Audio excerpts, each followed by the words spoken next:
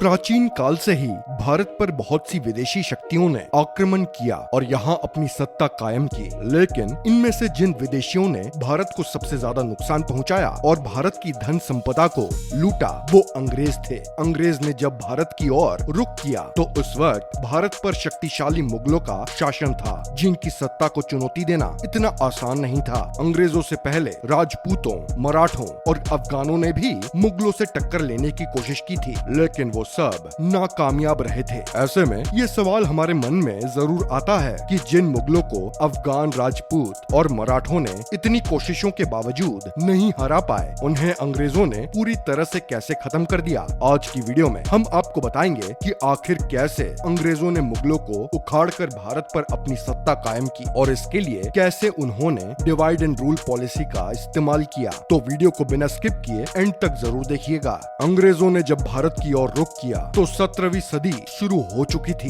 यह वो टाइम था जब दुनिया की कुल जीडीपी का 1/4 हिस्सा भारत से पैदा होता था। इकोनॉमिकली उस वक्त भारत उसी पोजीशन पर था जिस पर आज अमेरिका है, जबकि दूसरी ओर ब्रिटेन उस वक्त गृह युद्ध से उभर रहा था। उसकी इकोनॉमी खेती पर निर्भर थी और दुनिया के कुल उत्पादन का महज 3% माल वहाँ तैयार होता था। उस टाइम पुर्तगाल और डच जैसी कई यूरोपीय देश व्यापार करने के लिए भारत आ चुके थे और यहाँ अपनी फैक्ट्रियाँ भी खोल ली थी।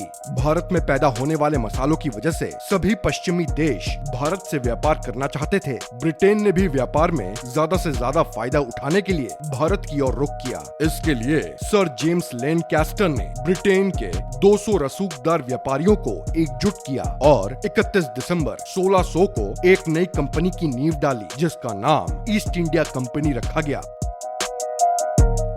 इस कंपनी को ब्रिटेन की महारानी से पूर्वी एशिया में व्यापार का एकाधिकार भी मिल गया। शुरुआती सालों में दूसरे पूर्वी देशों में व्यापार करने के बाद अगस्त 1608 में ईस्ट इंडिया कंपनी के कैप्टन विलियम हॉकिंस ने भारत के सूरत बंदरगाह पर कदम रखा। एक साल के अंदर ही हॉकिंस मुगल राजधानी आगरा पहुंचा। इस वक्त तक बादशाह अकबर की मौत हो चुकी थी और सत्ता उनके बेटे जहांगीर के हाथों में आ गई थी। हॉकिंस ब्रिटिश सम्राट जेम्स प्रथम का एक पत्र लेकर जहांगीर के दरबार में आया, लेकिन उसे व्यापार करने के लिए जहांगीर से अनुमति नहीं मिली। इसके बाद 1615 में ब्रिटिश संसद के सदस्य और राजदूत पर थॉमस रो को शाही दूत के रूप में आगरा भेजा गया। थॉमस रो ने जहांगीर को कीमती तोहफों और अपनी बातचीत से इम्प्रेस करके फैक्ट्री खोलने की इजाजत ले ली। इसके बाद कंपनी का कारोबार और भारत में ब्रिटिश फौज लाने का रास्ता साफ हुआ।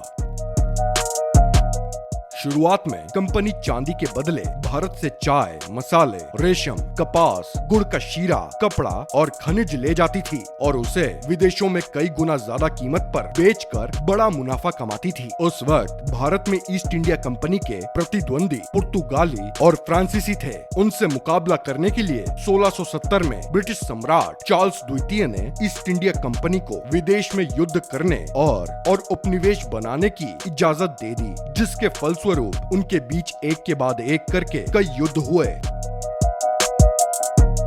जिसमें आखिर में जीत अंग्रेजों की हुई।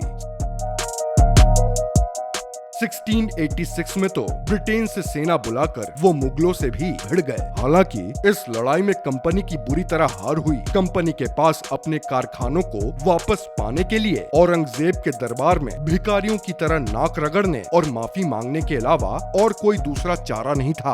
औरंगजेब ने 1690 में कंपनी को माफ कर दिया और वो दोबारा अपना व्यापार करने लगे। 1707 में औरंगजेब की मौत के बाद मुगल सत्ता एकदम कमजोर पड़ गई। औरंगजेब के बाद जो भी बादशाह गद्दी पर बैठे वो सब के सब विलासी और अयोग्य साबित हुए। इसी बीच अहमद शाह अब्दाली और नादिर शाह जैसे विदेशी आक्रमणकारियों ने भी भारत को लूटा, जिसके बाद न सिर्फ मुगल खजाना कमजोर हुआ बल्कि मुगल बादशाह भी अब बस एक कठपुतली बनकर रह गए थे। दिल्ली में बैठे मुगल भले ही कमजोर हो गए थे, लेकिन अलग अलग क्षेत्रों में फैली रियासतें अभी भी बहुत मजबूत थीं। इसीलिए अंग्रेजों ने इन रियासतों को भी आपस में लड़ाना शुरू कर दिया।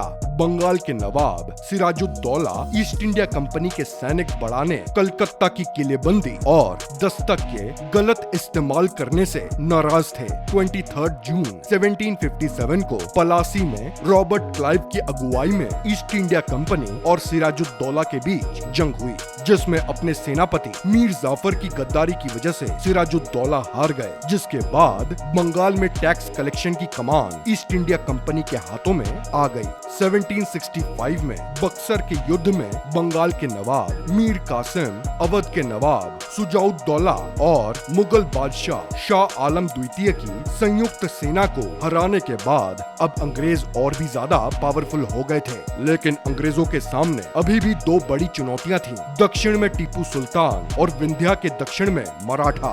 कंपनी ने टीपू और उनके पिता हैदर अली से 4 युद्ध लड़े, लेकिन 1799 में टीपू श्रीरंगपट्टनम की जंग में मारे गए। इसी तरह पानीपत की तीसरी लड़ाई में हार के बाद मराठा साम्राज्य टुकड़ों में बट गया। 1819 में अंग्रेजों ने पेशवा को पुणे से लेकर कानपुर के पास बिठूर में बैठा दिया, लेकिन इस बीच पंजाब अंग्रेजों के लिए बड़ी चुनौती बना रहा। महाराजा रणजीत सिंह जब तक जिंदा रहे तब तक उन्होंने अंग्रेजों को आगे नहीं बढ़ने दिया, लेकिन 1839 में उनकी मौत के बाद हालात बदल गए और 10 साल बाद पंजाब पर भी अंग्रेजों का कब्जा हो गया। इसके बाद 1848 में लॉर्ड डलहौजी विलय नीति लेकर आया, जिसके अकॉर्डिंग जिस राजा का कोई पुरुष उत्तराधिकारी नहीं होता था, उस रियासत को कंपनी अपने कब्जे में ले लेती थी। इस आधार पर अंग्रेजों ने सतारा, संबलपुर, उदयपुर, नागपुर और झांसी पर कब्जा जमाया और अंग्रेजों की इस हड़प नीति ने 1857 की क्रांति के बीज बोने का काम किया।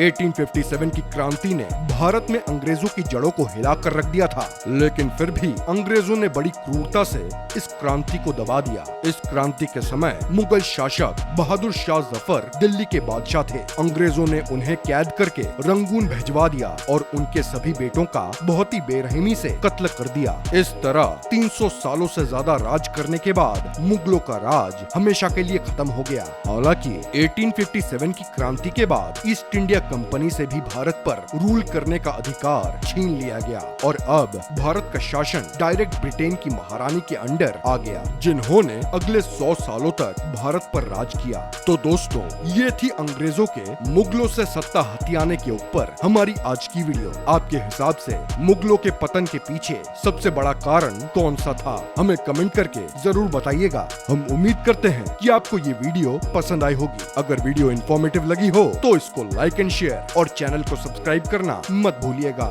मिलते हैं आपसे अगली वीडियो में, तब तक के लिए जय हिंद।